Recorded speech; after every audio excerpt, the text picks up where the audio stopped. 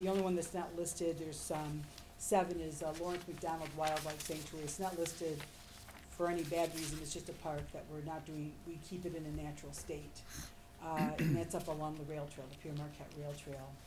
But there's 8 county parks, and we manage over 1,000 acres of land. And the one park that's in Union Township is Meridian Park, which I know you guys know. And I guess I'm here today to say that 6 years ago we were, or actually, I'm gonna even say like 9 years ago, we were dealing with a lot of cuts in our department just during the rough times in 2008 to 12. And every year we were just not sure what was going to happen, and with revenue sharing being cut through the county, it was hurting non-mandated services. So we worked on looking at different options in funding. We had received about $200,000 to $300,000 from general fund from the county over the years, sometimes a little bit more if we had a capital project and the county could afford it. But in 2011 is when we decided we really need to try to get a more secure funding source, and we did look into a number of avenues and decided that park millage was probably a good way for us to go, a countywide park millage. So in 2012 we did put together a park millage that was up 2.35 for the operations and maintenance of the county parks, and really looked at not going way overboard with the millage, but just having enough money that we could update our equipment, just operate for our parks and or cover our operations for the park. And then really one of the biggest turnover in the dollar was that we could apply for more grant funds, and that because we just didn't even have money to do that much of a match for grants.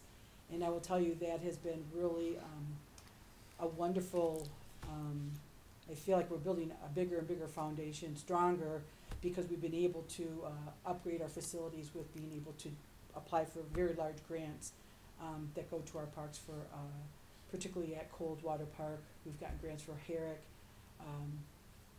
and we're looking to upgrade our utilities, and we've got old utilities, and as you may know, in Coldwater, up in that area, they're looking at a sewage system up there for the whole area, and that may affect Coldwater. So things like that, in the infrastructure, I don't even know how we would be able to do that. So I'm here just to let you know now that our 6 years are up, and in the large sheet, the 8.5 by 11, she just talks about some of the projects that we were able to do. Is we're looking to do another 6 years, present to the voters another 6 years, and have it be presented obviously as a millage renewal, not a replacement at all. We're also looking for the future too of certain properties.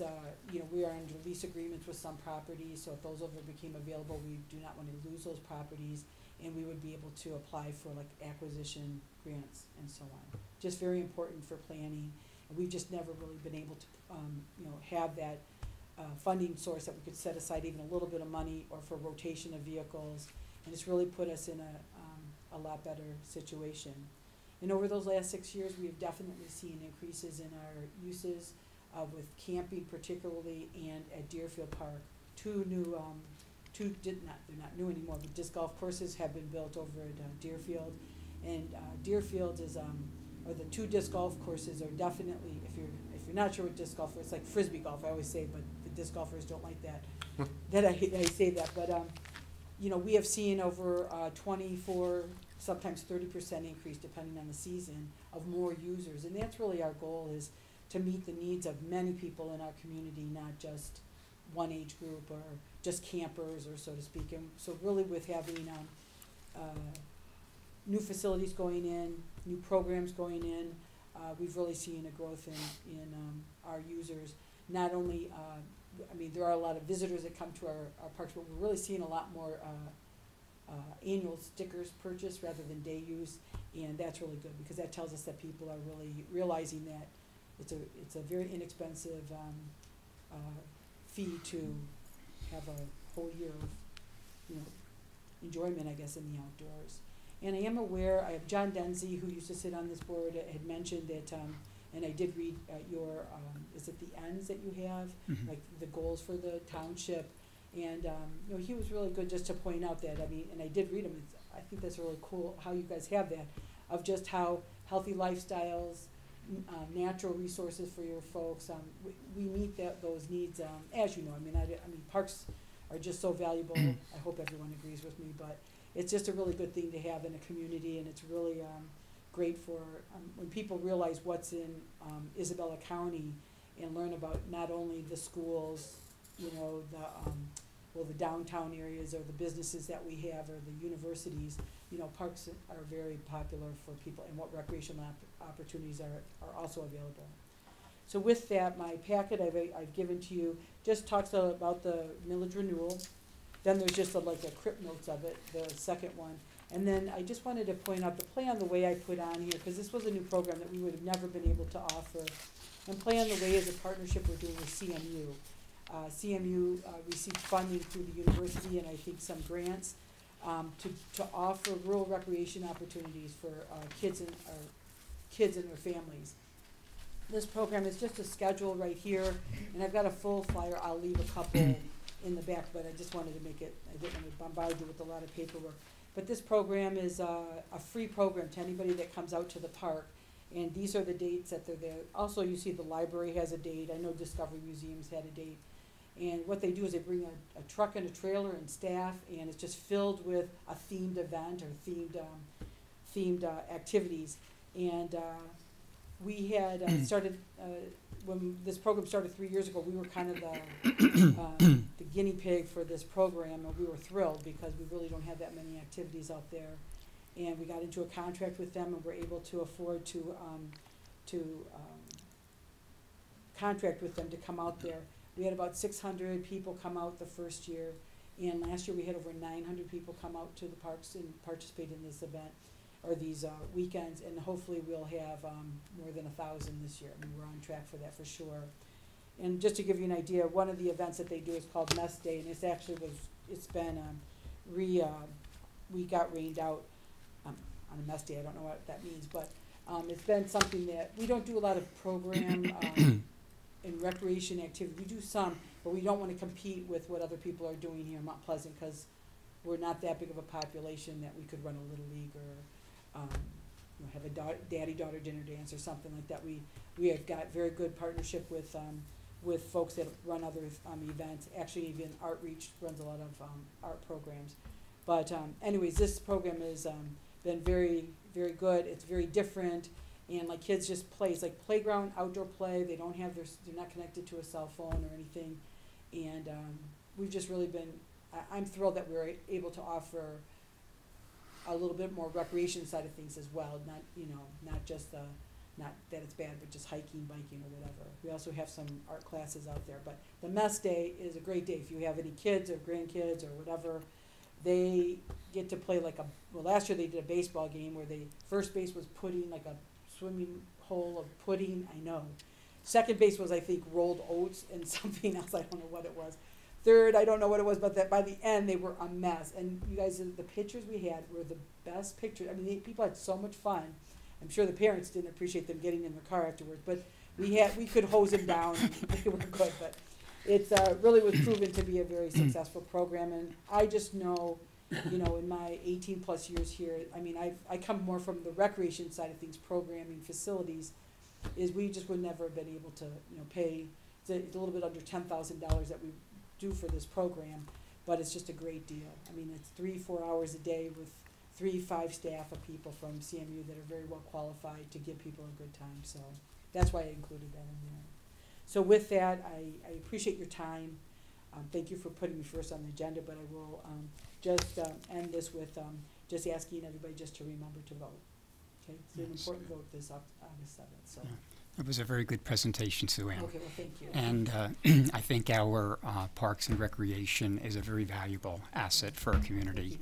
And you know, it's nice to be able to enjoy these parks. And when you talked about, you obviously did your homework, you know, about the ends of our organization. Yeah. So when you get into the recreation and quality of life, those are all issues that are so important to our residents. Sure. And I also want to say one thing, and this just as much for the people out there as well, that when you're talking about a 0.35 millage, it's minimal when you consider, you know, it's spread across all the residents of the county, and everyone has the benefit to enjoy these resources. And what, you know, everyone gets a little bit uptight when they hear taxes or millages and that, but when you look at what's being asked for a $100,000, $150,000, or $200,000 home, or even a $50,000 home, it's a very minimal amount that's being requested from each individual. And I think we all have to be willing to put skin into the game in order to support services such as this. So, Well, thank you. very supportive of what you're doing. Okay, Thank you. Thanks for all you do, Sue. Okay. Thank you. Thanks. Thank you. Take care. Oh. All right. On to item 7, which is public comment. This is going to be restricted to 3 minutes regarding issues on this agenda and this agenda only.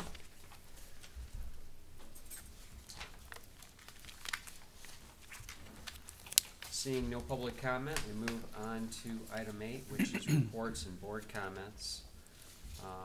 We do not currently have any need to fill any vacancies, so we would move on to item Ben, B. if I may just Yes, make sir. one comment regarding board appointments.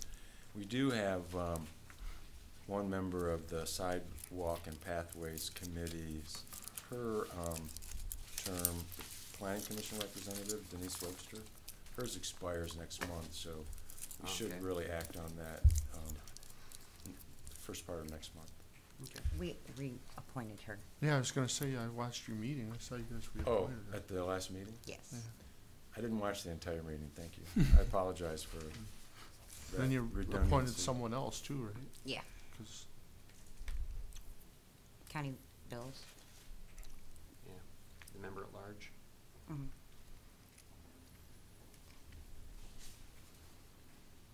All right, so that moves us on to item B.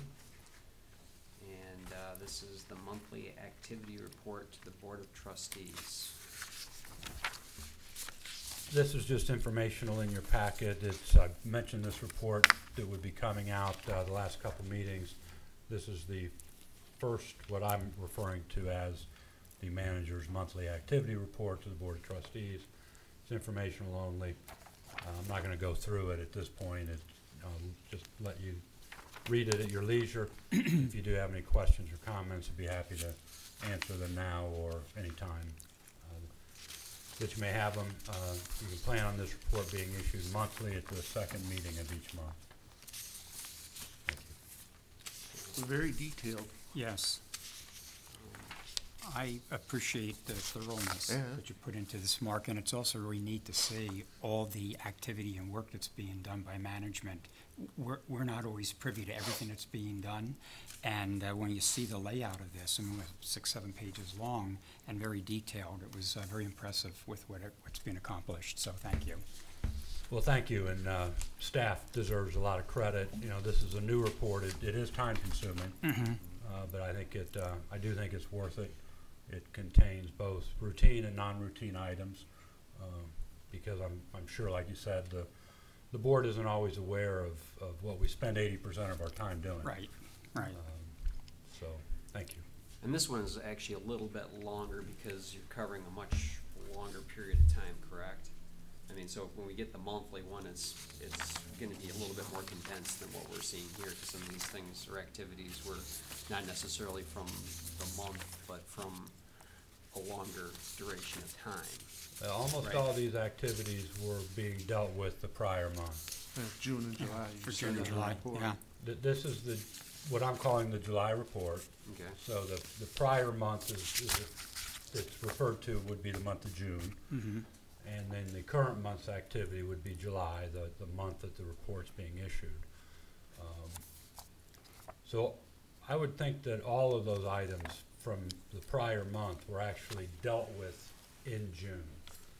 Now, I would anticipate that it might get a little shorter, but maybe not materially so. Until we get used to, until I'm comfortable that the board is aware of what we do routinely. Mhm. And so I don't wanna just put that in there 1 month and then no more, cause then we'll forget about it. Right.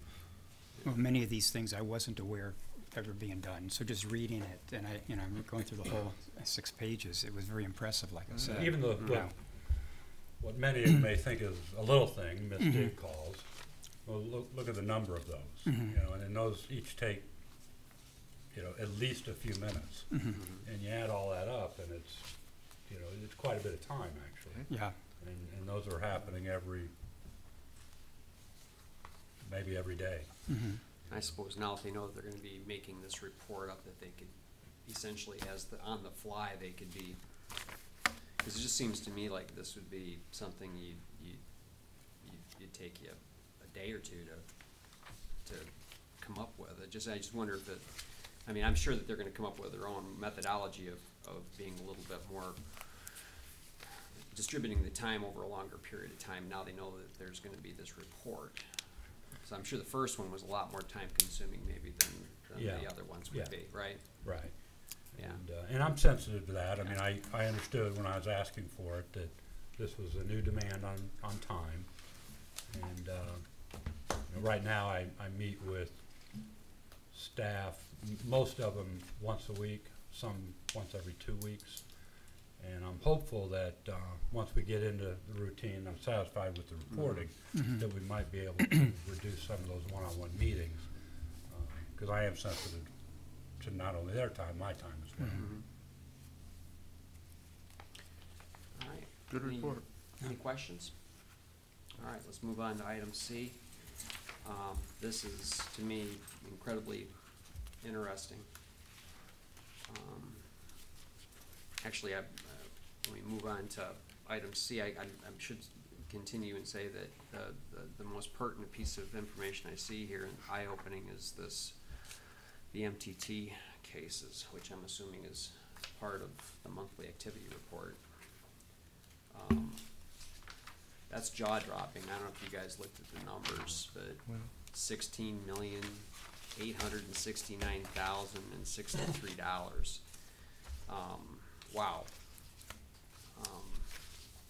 And the That's- date of the filing of the petitions, Ben, if I might interrupt just for a second, are so recent too, just Yeah. in the last couple months. Yeah, this is, we talk about the parks just now and their millage, requests, and when you look at this type of number, what kind of effect does that have on what they're requesting? It's scary, and I think that, we talked about the dark store case up in Escanaba, and this is just, I think, a harbinger of unfortunately things to come, particularly if that case is lost. So let's hope that they prevail, because we could be staring at numbers like this every year, and I don't know where you make it up, So, school system alone, you're looking at operating costs, $303,000 is the net effect to the schools. The debt, you've got another, $80,000-$90,000 there. We just had the library people in last meeting, and you look at that, it's $29,521. So a total exposure of $828,408. So, like I said, it's a very daunting, when you look at the amount of cases we have and the cost involved trying to fight these appeals. The assessment on these apartments alone, or I should say appraisals on these apartments alone, from what I understand, are, could be $7,000-8,000 just for the appraisals on our end, on top of the litigation costs. So, this is something that people should be aware of. So, thank you, Pat, for putting such a concise report together. Thank you. Any further questions at all or concerns? All right. Okay, now let's go ahead and move to item C, I'm sorry. And this is Planning Commission and Zoning Board of Appeals updates by the Township Planner. Thank you, Peter. Good evening, Board. I'll start with the Zoning Board of Appeals. Zoning Board of Appeals met this month after the 4th of July. Typically, we meet on the first Wednesday of the month, but due to the 4th of July falling on that day, it was the one time of the year that we did not meet on the first Wednesday of the month. They officially now have adopted rules and procedures. These are similar to what the Planning Commission has with bylaws. In fact, their rules and procedure are pretty similar to what the Planning Commission does have on file with respect to legal differences between the Planning Commission and Zoning Board of Appeals with how they operate. They did have one variance application on the agenda that they took up. The application was a variance on screening from residential uses. It deals with the Holiday Inn project on Pickard Road. By rule, they're required to put up a wall to screen from residential uses. They propose to put up what is called a Simtech fence. It even has an aesthetic look of a wall. It's not your typical fence. I guess it's approved, hurricane approved. They use them down in Miami-Dade County and Florida. When they looked at the application, the rule is you screen from residential uses. And so the ZBA ended up granting the variance based on that whether you required a wall or the Simtech fence, both would be efficient in screening from residential uses. Just as the wall, it says in the ordinance there can be no openings. There's no openings with the Simtech fence. It has to be between 5 and 8 feet in height. The Simtech fence is proposed to, I believe, be 6 feet, so it met that condition. The only difference that they looked at when granting the variance was on the materials that it's used, or materials that the wall fence would be made of. The ordinance states that it has to be made of the wall, again, common or face brick, poured or precast masonry, decorative block. This was not going to be any of those three. And so they basically granted a variance on the materials that the Simtech fence would be made of, but they felt it's still adequately screened from residential uses. There were no openings within this fence, and it met the 5 to 8 feet rule.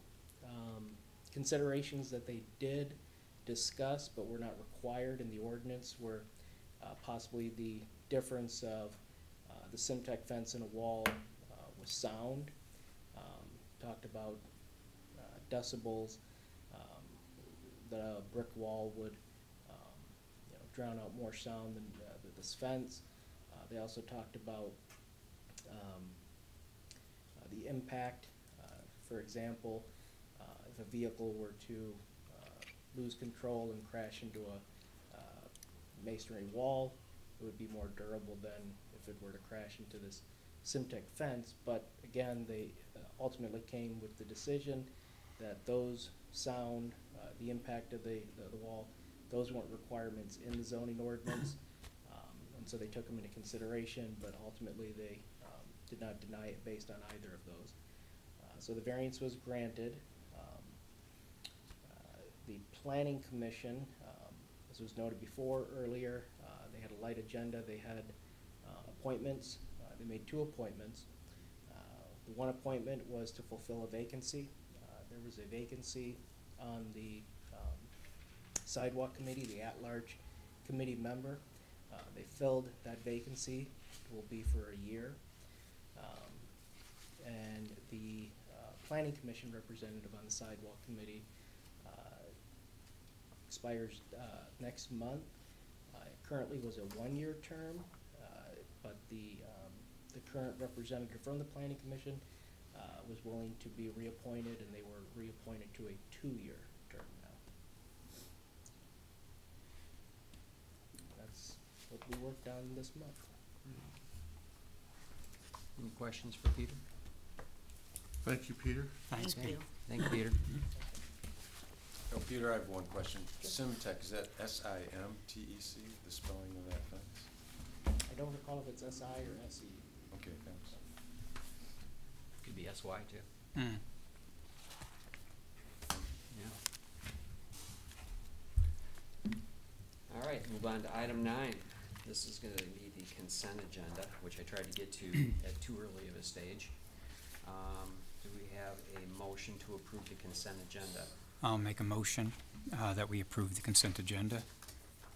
as Support is. And who checked the payables? Yeah. You did? I went through everything. Everything looks up to snuff, so yeah, it looks good. Okay. I saw just one correction necessary in the minutes. Even though I was not at the meeting, I watched the playback, which looks great with 2 cameras. Mm. And Mr. Lannon mentioned the 6th Annual Film Festival was at a local theater. It wasn't held at the Broadway Theater. Just for the record, I think that should be corrected. Okay. The minutes indicate the Broadway Theater. Oh, do they? Okay, all right. All right. so- Happened to be at the commercial one, Celebration Cinema. It'd have been nice if you'd have had it at the Broadway, though. Thank you. You're welcome. Maybe next year. Okay. All right, so we need to make a motion to approve the consent agenda with the changes to the minutes as per Okay. So trustee Micus. I'll revise my motion to include the correction that trustee Micus has indicated regarding the movie theater. I'll agree with it. All right, so we do have a motion and a second, so all in favor of approving the consent agenda, say aye, aye, aye. Aye. All right, move on to item 10, which is new business. This is an action item. This is going to be approval of the trade-in of a 2009 Super Duty Ford truck with a snowplow and the purchase of a 2018 heavy-duty service truck with a snowplow. Mark, would you like to lead us into this? Thank you. The existing vehicle is a 2009 Ford Heavy Super Duty truck. Per the adopted 2018 budget, we have in there the purchase of a replacement vehicle, similar truck. It's a 4-wheel drive, heavy-duty service truck. It'll have a snowplow on the front, as does the existing one. The price is $41,366. That's net of the trade-in value. It's being purchased by My Chrysler. We did receive 3 sealed bids. They're in your agenda packet. The cost will be split between the water and the sewer fund. So we recommend that the board approve this purchase and also authorize the township manager to execute any of the requisite documents that might be associated with the transaction. Be happy to answer any questions you may have. I have a question.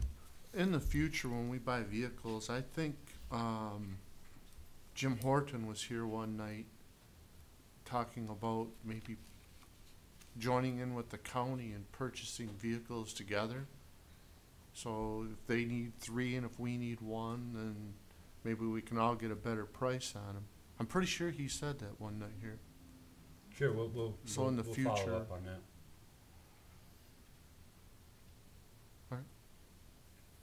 So it looks like we're gonna get a Rogue Dodge in the fleet of Fords, huh?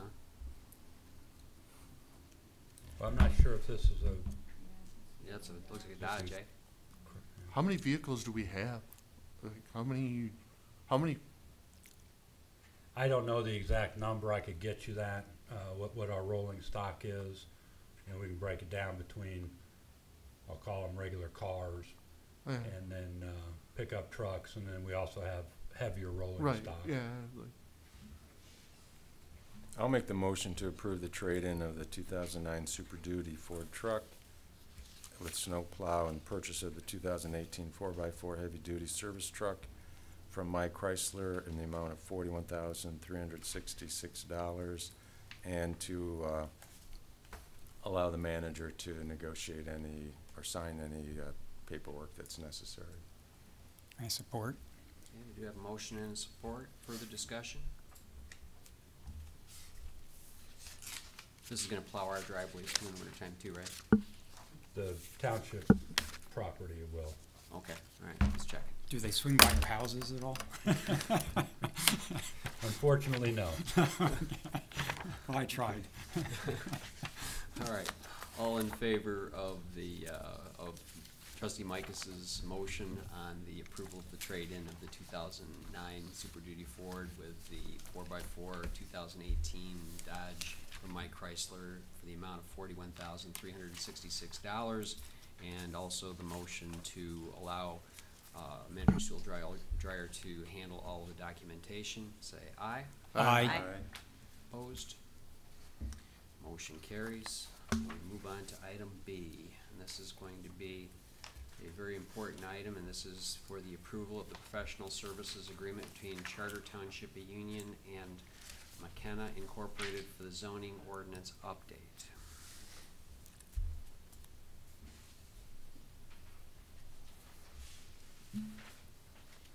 So this next item on your agenda, we're asking approval to execute a service agreement with McKenna Inc. in the amount of $39,500 for consultancy services to update the zoning ordinance, and again to authorize the township manager to sign any requisite documents such as the service agreement. The zoning code was last given a thorough review and update in 1991. Since then, there have been various amendments to the code as recently as to the zoning map anyways, as recently as this year. More significant updates did occur last year and maybe the year before with signs and maybe the noise ordinance. But it has not had a thorough review in quite some time. Updating the the zoning code will assist in executing the master plan that was approved, adopted last year. The Planning Commission, they issued a request for proposals back in March of 2018, seeking qualified firms for this type of work. They received 4 bids from McKenna, Whiteman and Associates, Beckett and Radar, and Giffords Webster. The Planning Commission held a special meeting on June 4th to review all the proposals and have their discussion. The Planning Commission voted to recommend unanimously to the Board of Trustees that they execute, or that we execute, the service agreement that is attached and is part of your packet, deeming McKenna the best qualified and the best fit for the township. Services, just at a very high level, there'll of course be a kickoff meeting. They'll be doing what they refer to as a diagnostic review of the master plan. They'll take a look at what the actions the ZBA has been dealing with over the last several years. That's a sign of things that signal that an area of the zoning code may need a little bit of work. They'll examine, of course, the existing zoning code. They'll create an outline for the new zoning code, cross-reference it to the existing code so we can kind of see where we're coming from and where we're going to. They'll be developing a first and second draft of the zoning code for review consideration. They'll be incorporating a fairly robust public engagement process into it. I think there's scheduled for 10 times that the consultant would be here on location. All those meetings open to the public, some of them dedicated solely to that to say an open house or something like that. And then, and otherwise guide the planning commission and ultimately the board through the process of adopting a new zoning code. It's anticipated that this will take approximately a year. Easily. And with that, I'd be happy to answer any questions if I can. If not, we have staff that could as well. We recommend you approve this service agreement. Well, let's start with making a motion, and then we can have our discussion. I'd make a motion that we do approve the professional service agreement between the Charter Township of Union and McKenna Incorporated in the amount of $39,500, whereas McKenna Incorporated shall serve as a consultant for the Township zoning ordinance update. And if you could include in your language that authorize the manager to sign any documents. Okay. And that the manager be authorized to sign any according documents. I'll second that motion. Okay, we do have a motion and a second. Quick question is, the group that we work with, the company we work with on our master plan, LSL, weren't they acquired by McKenna? Somehow it sticks in my mind that they were weren't they purchased, or? They were not purchased by McKenna. They were purchased by, I want to say, Safe Built. Safe Built, okay. They did receive a direct, that company, those individuals received a direct mailing on the RFP. They chose not to bid for whatever reason. Those are the people that did our master plan, Yeah, the yeah. LSL, in case you didn't know. I knew they got bought by a bigger group. I wasn't sure who it was. Well, I'm excited that we're finally doing this. I mean, it's 27 years ago when we had our last comprehensive, zoning ordinance put together. Since then, a lot have happened. We've had many additions and addendums added to the ordinances, but this is going to be the most comprehensive.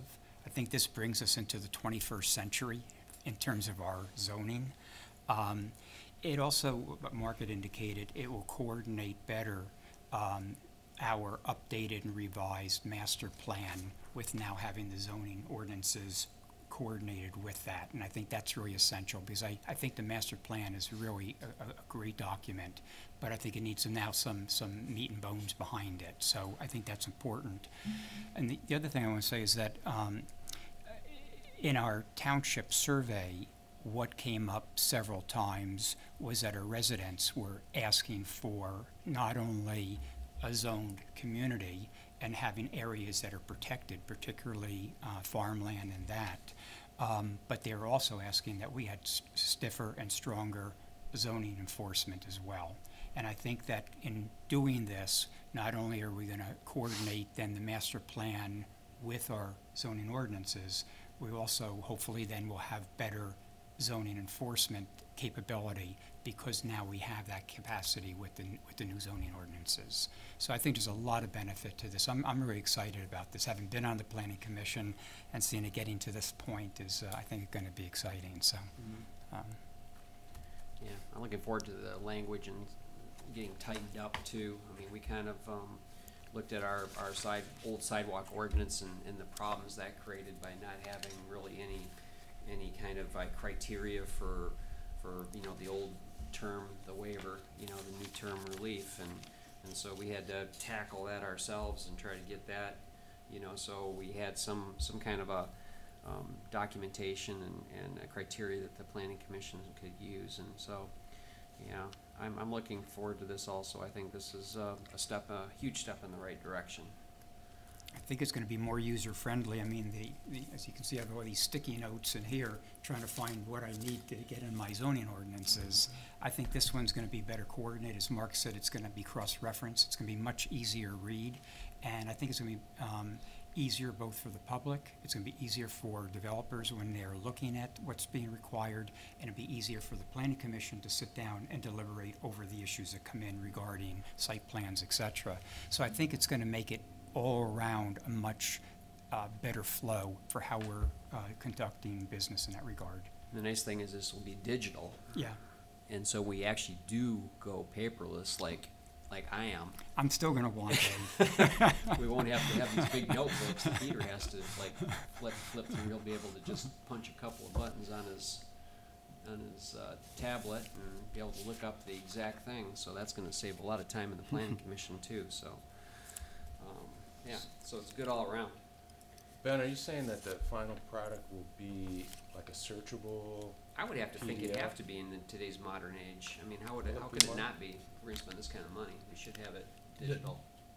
There'll be a digital copy, Yeah. and within that, there'll be hyperlinks, so you can right, go from one section, say you're reading a section on administration, and it references some chapter or some other area of the code. That'll be in the form of a hyperlink. If you're on the digital version, you'll be able to click that, take you right over to that section so you can kind of see what it's talking about, and then maybe flip back and continue your reading. But then Will it be a it'll also- searchable document, and that I could put in the search field? Yeah, you'll be able to sidewalk search for relief? keywords and, yeah. Okay, thank you. So is this a bid not to exceed $39,500? I just wondered because they've got all their hourly rates broken down. You know, maybe we'll get more of the aid and an administrative assistant rates here. well, when we It, did, it would, I'm just, by rule, it would not exceed $39,000. yeah. I don't wanna suggest, it's a contract in the amount of $39,000. I like how they got this all broken out, how they have the hourly rates broken out. For, you know, like for the president, aides, associates, administrative assistant. I always thought an administrative assistant was a little more important than an aide. I like their scope of services as you look through what they're intending to provide us and how they want to see the master or the zoning ordinances be incorporated. I like the format that they're setting up. And there's one thing in here that I really like on general regulations. They're proposing stormwater best management practices and watershed protection. Additional standards, they want to incorporate additional standards into the zoning ordinance as a means of protecting the Chippewa River, wetlands, and other sensitive environmental areas. And that this will also be incorporated into all site plan reviews to encourage homeowners and developers to integrate stormwater management into the projects. So I think there's, you know, it's really thinking forward, and I think it's going to be, you know, again, a better way to both protect the environment as well as giving developers a plan for how to go about, you know, coming in here and asking for the site plan reviews. What I hope is that our developers in our township are paying attention and become involved in the process instead of coming in at the last minute. You know, I think that this is well publicized, we'll continue to well publicize it, and if they would like to be involved in the process, which I'm sure they would like to be, then they need to be involved from the beginning and not at the end. So that's what I hope. We can do this harmoniously without conflicts. Any further discussion on this item before we bring it up to vote? No. All right. So this is going to be for the approval of the professional services agreement between the Charter Township of Union and McKenna Incorporated for the zoning ordinance updates, and the amount of the contract is $39,500. All in favor of approval, say aye. Aye. Opposed? Contract is approved.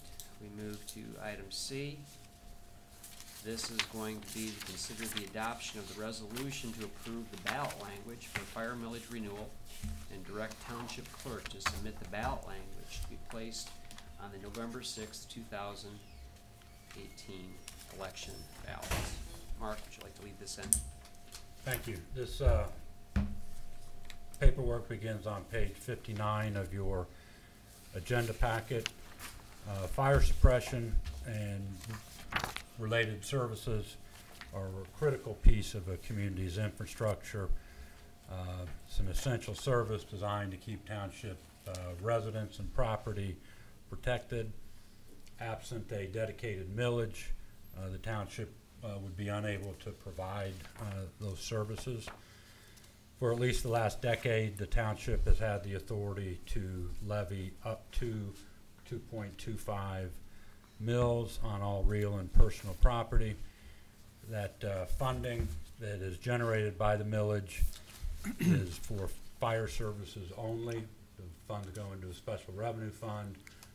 They cannot be used for any other type of activity. The last renewal of this millage occurred in 2009, and that authorization expires with the levy that we'll be doing in December of 2018. Funds from this levy are used for, of course, fire suppression and also commercial building, site plan review and compliance services that are provided by the City of Mount Pleasant. The City of Mount Pleasant also provides the fire suppression services. The arrangement with the City of Mount Pleasant, to my knowledge, has been going on for decades, funded with this millage. The by way of related, not directly, the current agreement with the City of Mount Pleasant expires at the end of this year. It's been in effect since January 1, 2014, and it is in the process of being renegotiated. If approved, and if this millage is levied up to the maximum allowable amount, it would generate $798,000 approximately per year into the fire fund. By placing this millage on the November ballot, we as an organization are not incurring any additional administrative or election related expenses because there's an election already that we have to administer. The just real high level to give a sense of the impact on a homeowner. The market value of a home at $80,000, this tax would be approximately $90 per year. A market value of $160,000 would cost a homeowner approximately $180, and a market value of $320,000 would cost a homeowner approximately $360 a year as a result of this millage. So we, by adopting the resolution, this is approving the specific ballot language that would be on the ballot. It's contained in the resolution, and it would be effectively the Board of Trustees directing the Township Clerk to take the appropriate action to see that it appears on the November 11th or November 6th ballot. Whatever filings may be necessary with county, clerk, the state, what have you. So be happy to answer any questions you may have. What is our current, what are we currently, I know we can go up to 2.25. Have we been going to 2.25 or have we been requesting 2? More recently, we're requesting 2. Okay. We have been in the last couple of years requesting 2. Okay. It has been, to my knowledge, to my direct knowledge, 2.1 Okay. in the past. I think it's been below 2 point at a time. I don't know if in the years that the existing millage has been authorized, it's ever been levied at 2.25. But we are recommending that the existing 2.25 authorization be renewed at 2.25. Our projections going out to about 2023 indicate that we will be needing to levy up to 2.25 sooner rather than later to generate sufficient funds to provide for these services. So how many years is this then? 10. 10. Oh, I didn't see that. Where did it say that?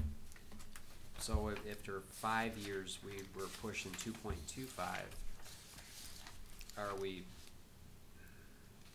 putting ourselves in a situation in the later stages, in years, say, 8, 9, 10, where particularly, you know, again, we just looked at, I just happened to look at our, the net effect on our tax appeals. And if those tax appeals are lost, the fire fund is affected by $33,738 this year alone. I guess my only question is do we've requested up to 2.25, but we've never really drawn 2.25. Would it be prudent to increase that request with the idea that if and when something does occur of that nature, if we do get inundated with tax appeals, if our tax base does drop, or after 10 years, do we want to have the ability to be able to go to, you know, 2.3 or 2.4 or 2.5? I know that we hit 2.25, we can't request any more for till, what, 2028, right? You can always make a amendment. I mean, you can always propose I don't believe so. I again. think that's your limit up for 10 years, right? Well, a couple things, if I may, along those lines. Yeah. It's a good valid point, whether or not the authorization should be more than what it currently is. Our projections suggest that levying the maximum allowed millage starting next year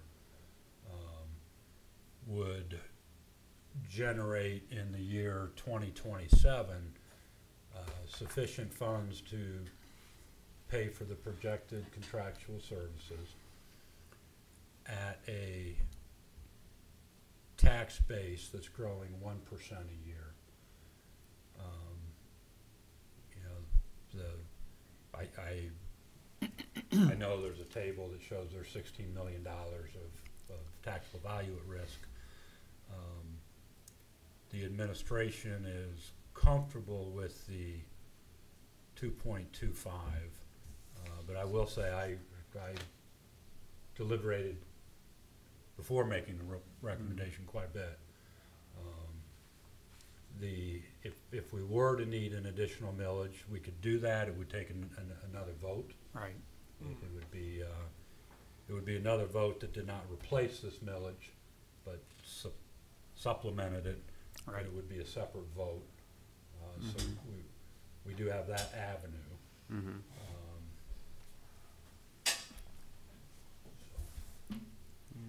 I guess that was my only question is that, you know, we've been pretty prudent with the residents' dollars, and that we could pull up to 2.25 but never really have reached it, but it always gave us that little cushion. I've always conservative. I always look at it conservatively, just as in case this occurs. It sure would be nice not to have to go back to the voters again. And with this being a midterm election, I think it'd be easier to request a larger amount than it would be, you know, if we have to request a special. So, And maybe to facilitate the discussion of a motion before we get too far down the road Okay. might be a way Okay. to do it. yeah. So I guess we need to have a motion at this point in time. I'll make the motion to consider adoption of the resolution to approve. I should say my motion is to adopt the resolution to approve ballot language for fire millage renewal in the amount of up to 2.25 mils, and direct the township clerk to submit the ballot language to be placed on the November 6, 2018 election ballot. I support. Well, the way I see it, Ben, if I might start off with comment, it's true that we don't know what the future will bring. We don't know what property value increases will be. We'll soon, though, know what the contract for services for the next 5 years will be. And what we also know is that in the past, we have not levied the full amount, you know, up to 2.1 perhaps is what the record showed. So there is some wiggle room yet involved in this proposal. A wiggle room, I should say, you know, when we'd be addressing the unknown, what may happen in the future.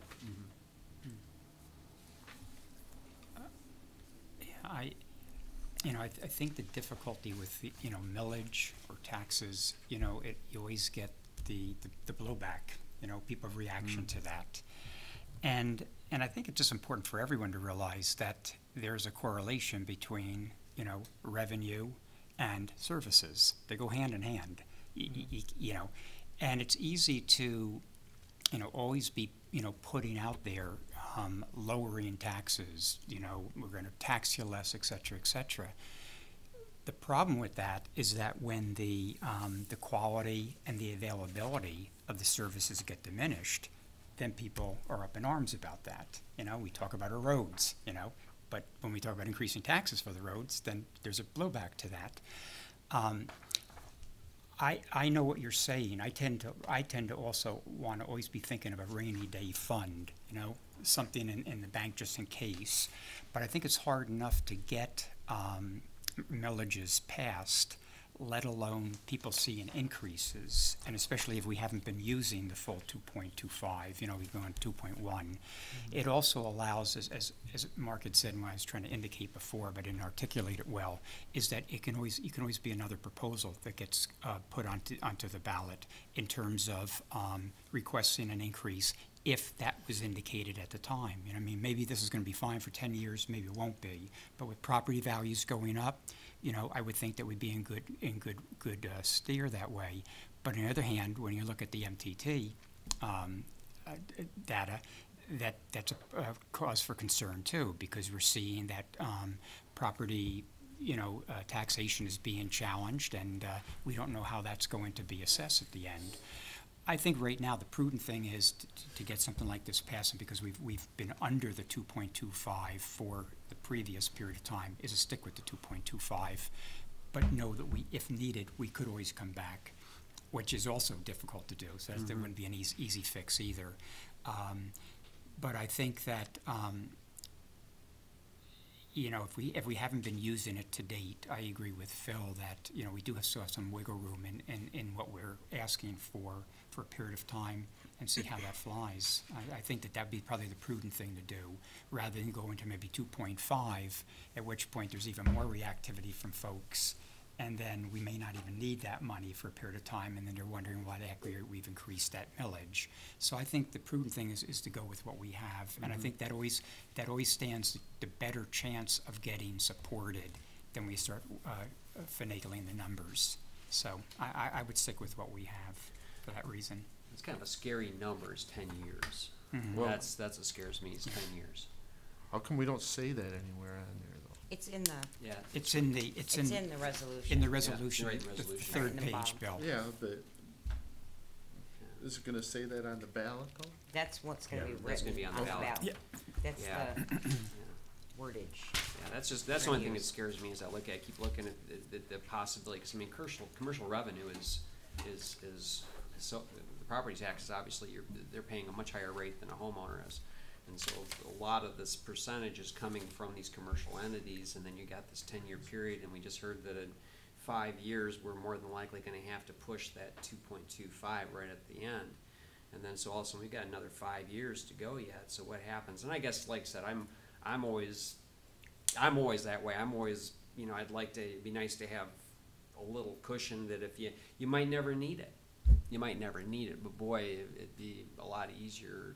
And fire services in particular are so important that I don't see people not supporting it. But I agree. I think it was worth discussing. Yeah, Right. No, I don't disagree with that. So, And I will add, and Yeah. I meant to mention this earlier. In the projections that we put together, they are 10-year projections. They go out to 2027. The taxable value is assumed to increase 1% a year, which I don't think is aggressive, even with the MPTs out there. The expenses, for the sake of the projections, are increasing at a rate of 3% a year.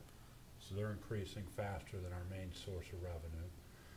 At the end of 2027, we have a projected fund balance in the fire fund of $367,879.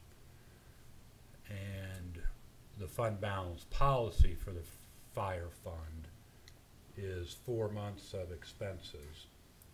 And that would be estimated at $328,694.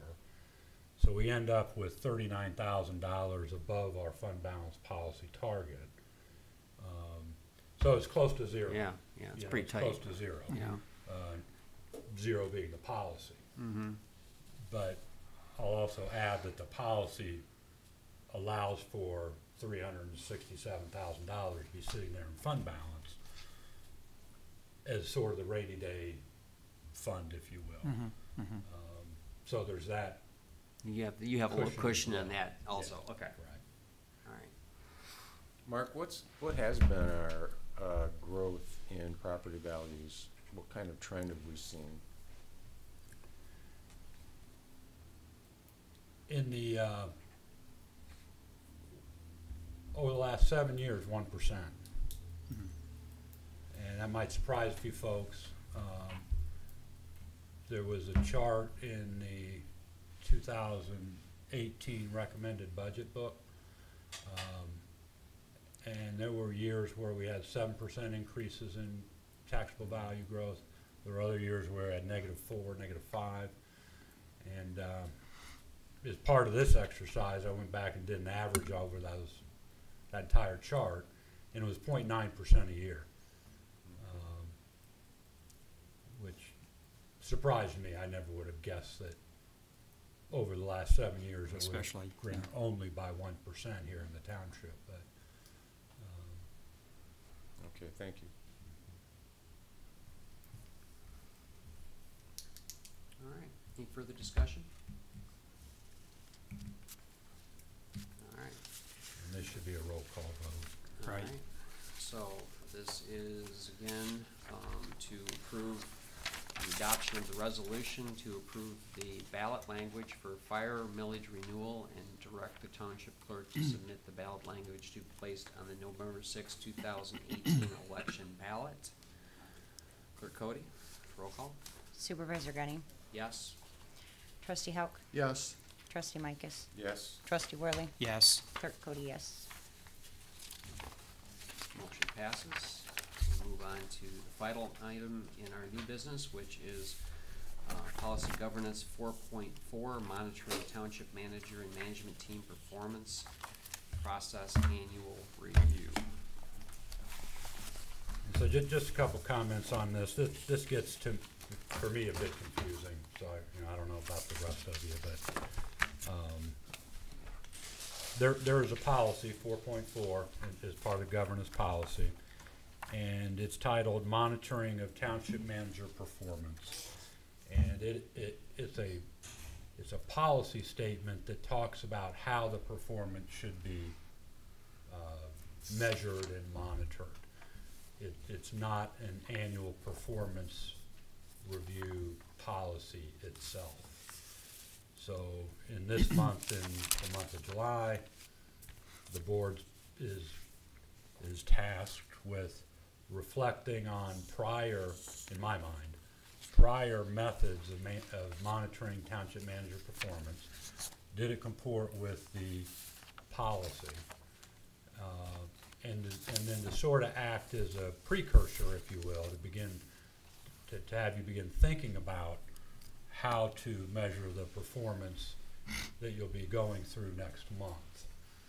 And so in this agenda packet, I've included policy 4.4, which basically says there's two primary areas that you're to monitor the manager's performance. One, how is the organization doing in terms of achieving the ends? And there's 6 of them with subsections. And then two, in the conduct and the execution of achieving those ends, is the manager and the manager's team operating within the limitations or constraints that are articulated in the policy governance manual, which are more or less all section 2 of the policy document. So that's out there for you. Again, there are no actions needed tonight on 4.4. It's, I think, more to begin getting you to think about the annual performance review and to how that should be viewed and conducted. And towards that end, I included in your packet this month the evaluation tool that you've used in the past, that I would suggest if we follow the same calendar, you would be completing over the next month, and then we'd be talking about it at the second meeting in August. Thank you. So this item, then, we really don't have anything action-wise to do on this, do we? No. No. So why put it in here? Okay. There should be a discussion item. Do we want to discuss this now or discuss it later? I And how do people feel about think that? we're gonna do this in a month, we should probably just wait a month, right? Well, tonight, Ben, I think what we'll do, should do, if you so agree, it'd be to just consider our review of the process that we used last year, how we monitor the success or failure of the management team. And along that end, I'd say the process that we use, my understanding and experience, has been good and acceptable. We get financial reports. We get reports on the manager's activity and staff activity. We get reports on other board activities. Kept abreast of progress and success and failures, and I think it's the monitoring tool that we have is satisfactory. Yeah, I agree. When you're looking at the 4.4, as Mark indicated, it has to do primarily with is management executing the ends or the goals of the organization, and then the executive limitations. Are they doing those goals within the ethical and the moral standards that we've set forth? And I agree. I think that we certainly meet that. And I think we have, as a board, have been, we reviewed this last year with good oversight. And I think the things that you're bringing up, Phil, as to what enables us to do that with the reports we get and the information on staff, et cetera, I narrowed it down into transparency and disclosure. I feel that we as a board from management do get the transparency and the full disclosure that I would be expecting. And I think that it's always done in a very professional, a very objective manner. And I think also it helps guide us as a board when we get stuck on some issues regarding policy or procedure or things like that. I think that that's where it's been extremely helpful. So, yeah, I think that we have been doing our jobs. I think the other thing is we also make suggestions to Mark if there's something we want to have done differently. I feel there's good follow-up in that being done. And I think it keeps us all on our toes, too, in terms of monitoring ourselves. So it's not just us looking at him. I think it's become self-monitoring and us as a group as well. So.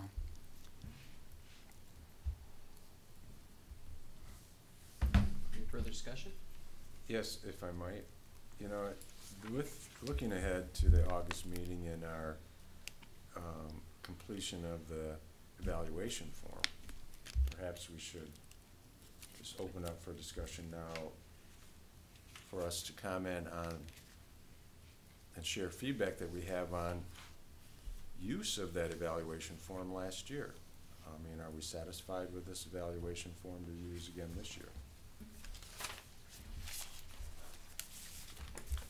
Well, it's pretty simplistic, obviously.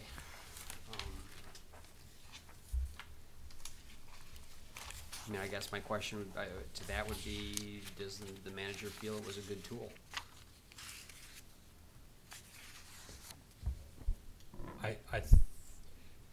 I think the tool's good. If I were to reflect or comment on the process last year, I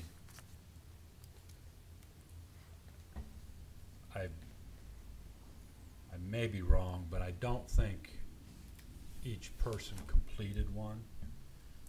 And so I felt a little bit that I was lacking a bit of feedback.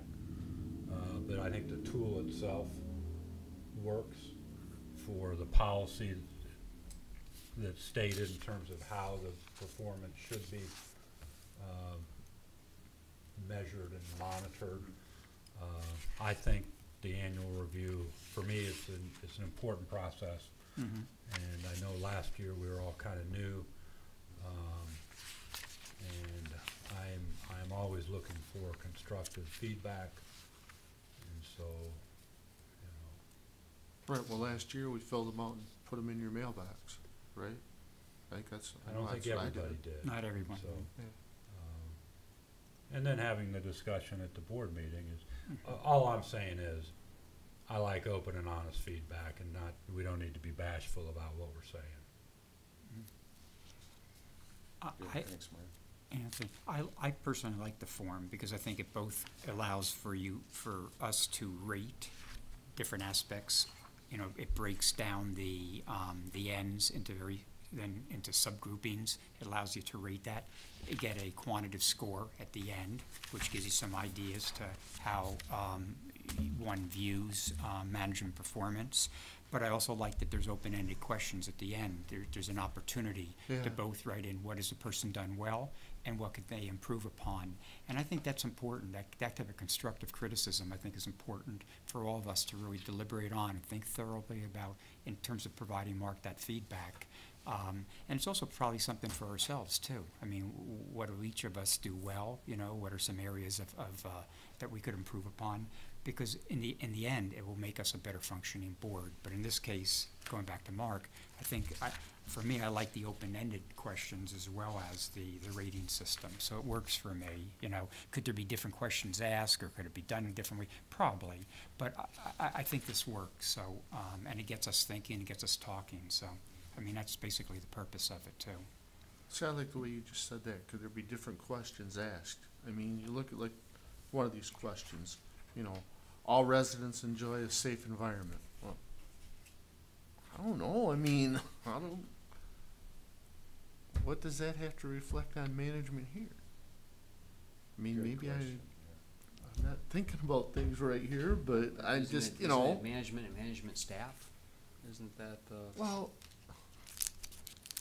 I think I mean, hear but what I know you're it's kind of saying. a- well, it's all kind of- residents can thrive and achieve more than their basic needs. Well, what does he have to do with that, or what does the management here? I don't like those questions. I mean, Mm-hmm. I know what you're saying, Bill. When I reviewed those last year, and even when we went through our ends discussion several months ago and looked at some of these, like the one you pointed out,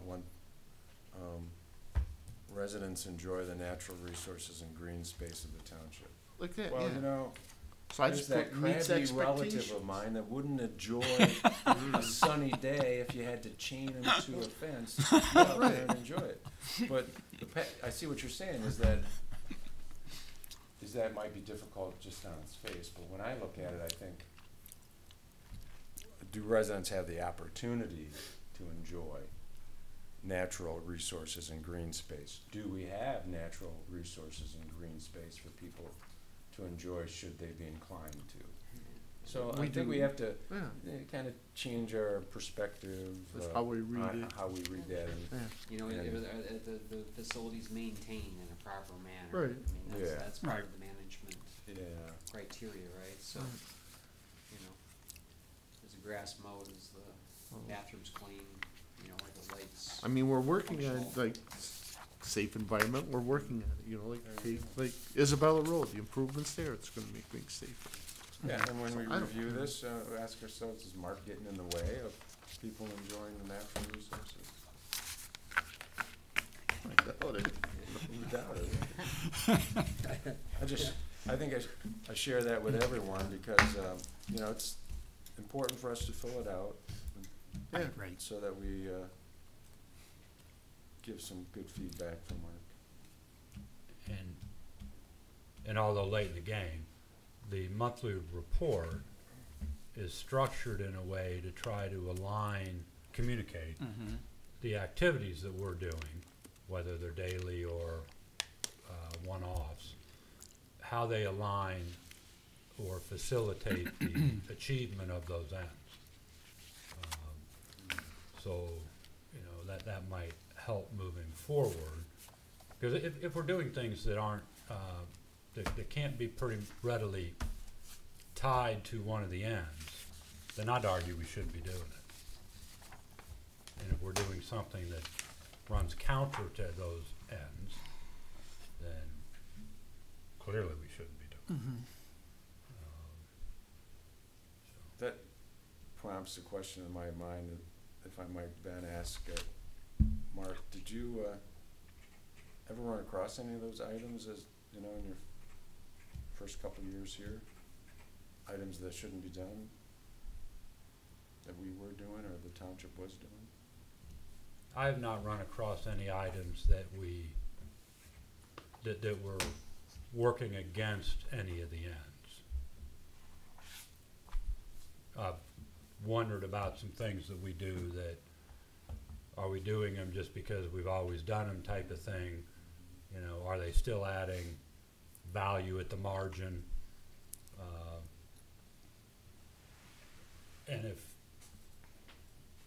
And that's a lot different than saying we're doing something that runs counter to the ends.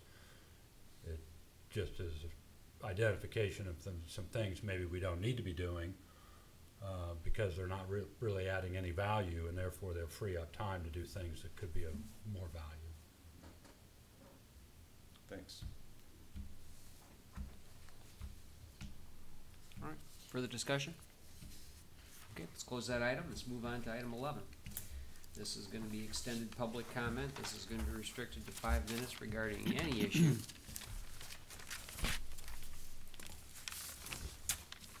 And I'll run for that mic, people. Well, the camera sees there's no one there. Yeah, now I can. All right, so we close public comment at this point. We move to item 12, which is manager's comments. Mark. Thank you. Just a few. Some of you may have read about it in different MTA newsletters that have come out, but the state treasurer has proposed some new legislation that has to do with the assessing function and how that gets done throughout the state of Michigan. There's been some bills introduced at both the House and the Senate level. They are been assigned to at least the committee in the House. We're keeping an eye on those. I think as it shakes out a little bit more, I think will be when you could expect to get a position paper, if you will, from me as to what position to recommend taking on this legislation. There's no, it's not active right now during the summer. It'll be taken up again in the fall, but I just wanted to give you a heads up on that. It's some significant legislation in terms of how the assessing function is conducted in the state of Michigan. The discussions continue to be underway with City of Mount Pleasant for renewal of fire service contract. I would expect that to be in front of you before the end of the summer. And there's been a couple questions or inquiries made about the left turn signal issue at Mission and Isabella. Mission, And is it right? Be Pickard and Isabel. Pickard and yeah. Isabella. We knew what you meant. And, you know, just to recap, There was some study done back in December that I think revolved primarily around traffic counts. It was our kind of impression and understanding that the information generated from that activity warranted a signal study for the intersection, and so we made that request of MDOT, and we followed up not too long ago. They've completed that signal study. They are going to be doing some internal meeting on it early in August, and then circling back with us in terms of the results and what, if anything, we do moving forward. Mhm. So that's just by way of update. We've been in ongoing communication, as we always are, with the road commission. We think there's an opportunity to have the road projects that are within the EDDA, the East Downtown Development Authority, completed yet this year. Oh, that'd be nice. That's Airport Road, Cross Lanes, Airway Drive, Carter Street, Betty Lane, Yates Drive. Yeah. As I speak tonight, it's anticipated that the road commission will be acting on the participation agreements for these roads at their meeting tomorrow night.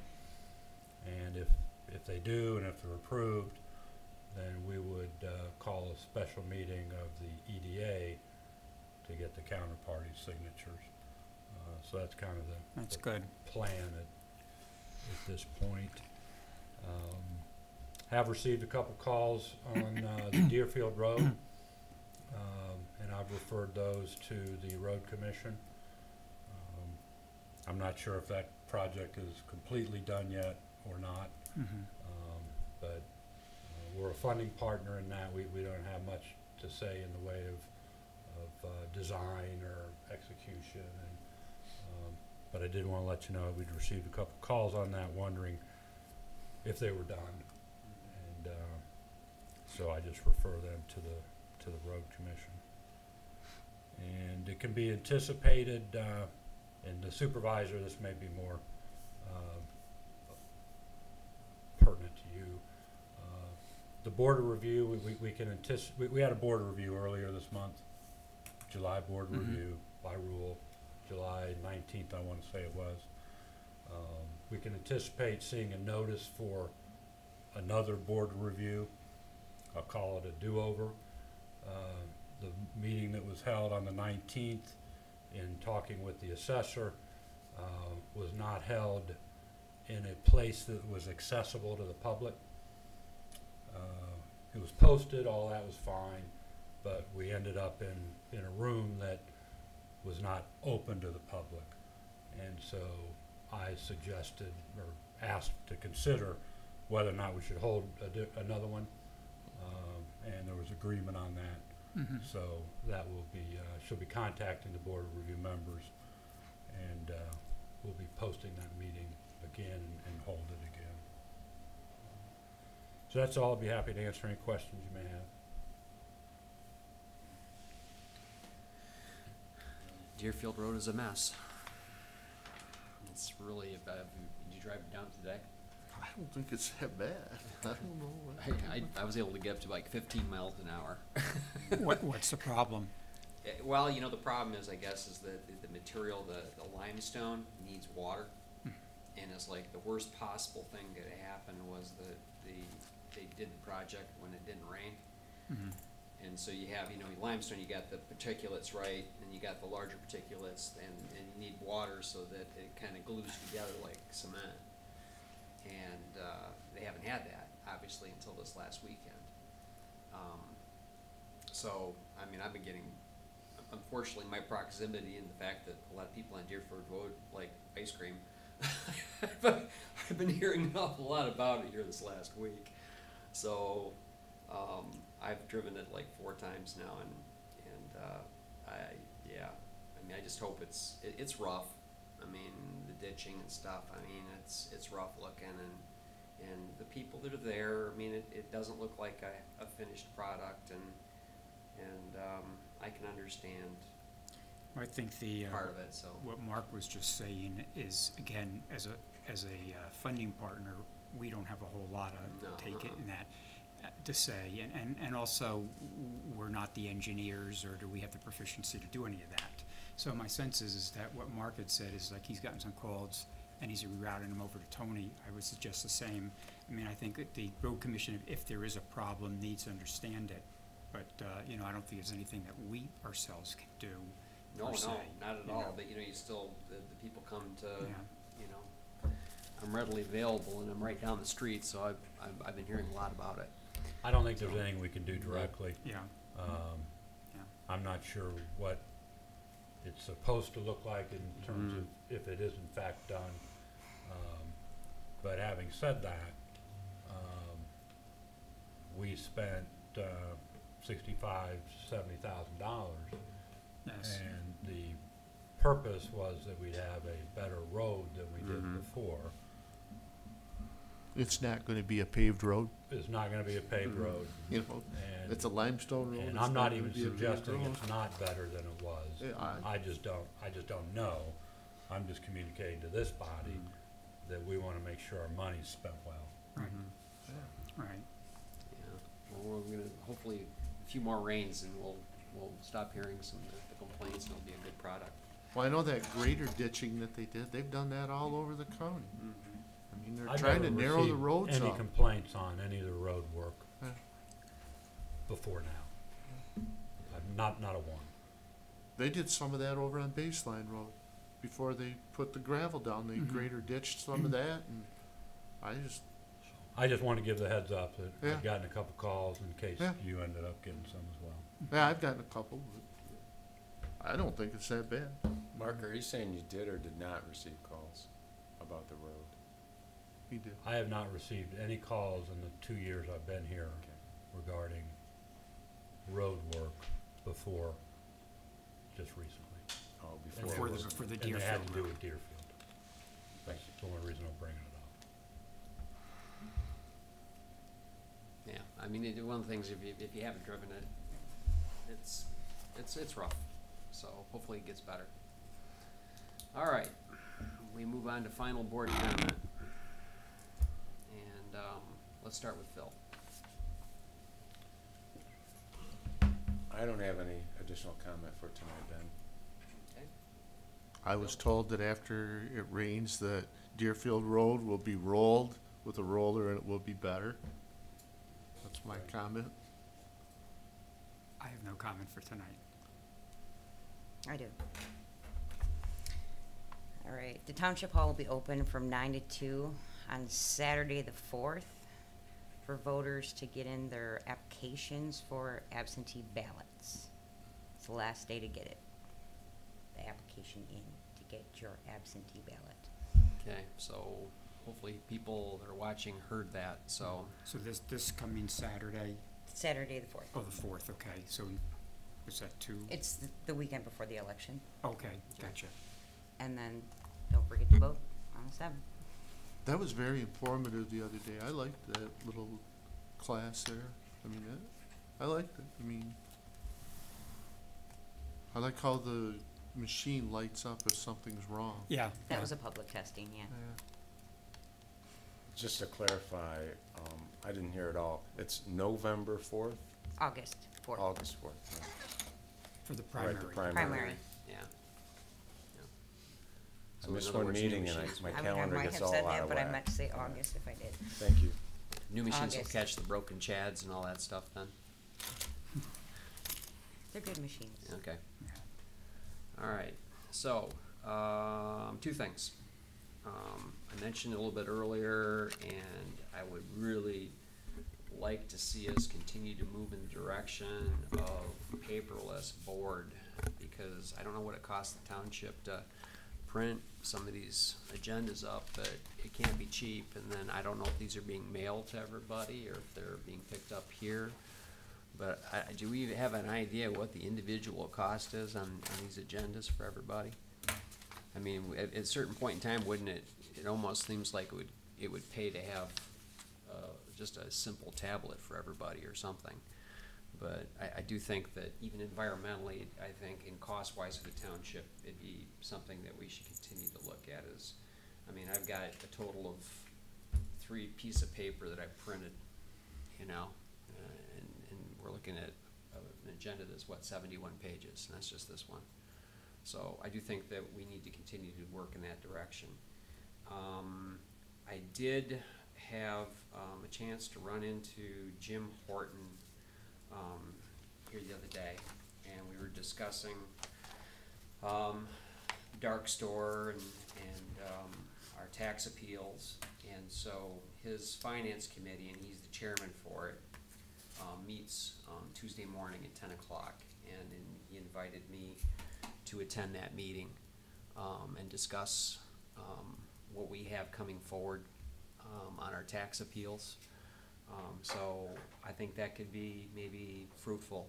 So I'm hopeful that you know, they'll find it maybe in their wheelhouse to discuss maybe even helping us a little bit, you know, cover some of our costs, which would be the ultimate goal. So I'm gonna go in there and sit, and we'll talk and see how things go.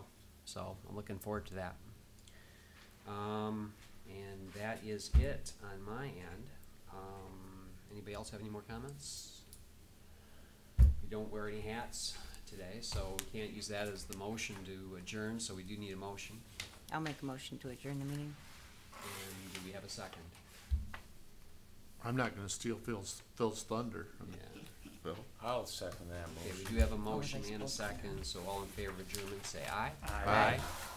Thank you, Bill. Adjourn. Thank you.